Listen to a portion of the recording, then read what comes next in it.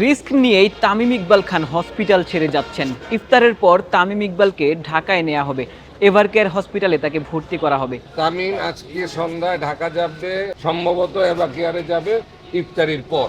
দিন জুড়ে যখন সকল সুসংবাদ আমরা শুনতে পাচ্ছিলাম, সাকিব আল হাসান তামিমের স্ত্রীর সাথে ফোনে যোগাযোগ করেছেন, সাকিবের বাবা মা তামিমকে দেখতে এসেছেন, ডাক্তাররা অফিসিয়াল যে প্রেস ব্রিফিংটা করেছেন সেখানে বলেছিলেন তামিম সুস্থ রয়েছেন, তামিম হাঁটাচলা করেছেন, তামিম ইকবাল সুস্থ হওয়ার পথেই রয়েছেন। তবে ডাক্তাররা কিন্তু বলেছিলেন যে 48 কিংবা 72 ঘন্টার না পেরোনো পর্যন্ত রিস্কটা কিন্তু কাটবে না। তবে তামিম ইকবাল খান তিনি বলছেন তিনি ঢাকায় ফিরে যাবেন।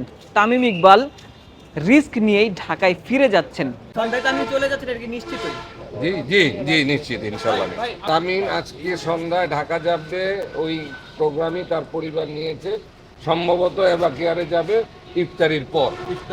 জি, ইনশাল্লাহ। আমার সাথে তামিমের কথা হয় না, ও রেস্ট নিচ্ছে একেবারেই, মানে মানে ওর ওয়াইফ ছাড়া আর একজন অ্যাটেন্ডেন্ট ছাড়া কারোর সাথে ওর স্বাস্থ্যগত কারণেই কারোর সাথে দেখা করা অনুমতি নেই।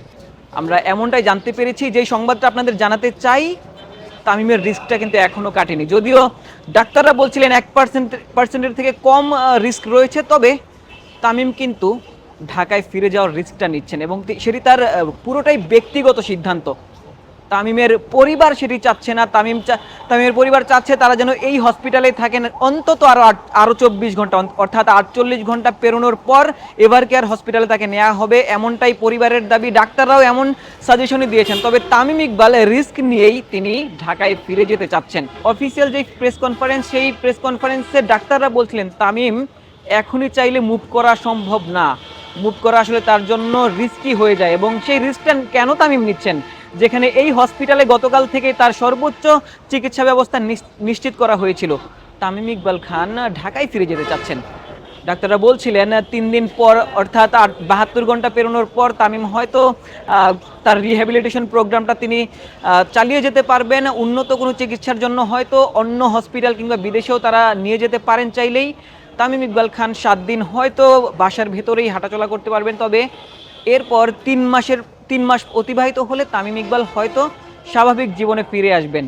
তবে সব কিছুই নির্ভর করছে আগামী 48 কিংবা 72 ঘন্টা অতিবাহিত হওয়ার পর পর্যন্ত। কারণ ইনিশিয়াল যে রিস্কটা সেটি কিন্তু এরই মধ্যে, এই সময়টার মধ্যেই আসলে থেকে যায়। এবং তামিম কেনই বা আসলে এই হসপিটাল ছেড়ে যাচ্ছেন সেটি নিয়ে আসলে ভাবনার বিষয়। তামিমের পরিবার যেখানে চাচ্ছে না, ডাক্তাররা যেখানে চাচ্ছেন না, ঠিক সেই জায়গাটাতে তিনি আসলে ফিরে যেতে চাচ্ছেন। আমরা আসলে প্রত্যাশা করব তামিম যেন সুস্থভাবেই, আসলে যদি এখান থেকে চলে যেতে চান, তামিম হয়তো সুস্থভাবেই এই জায়গাটা থেকে এভারকেয়ারে যাবেন, তার জন্য এয়ার অ্যাম্বুলেন্স ব্যবস্থা করা হবে, সুস্থভাবেই হয়তো তিনি চিকিৎসাটা পাবেন এবং আমাদের মাঝে ফিরে আসবেন। আশিক সারওয়ার, নিউজ 24।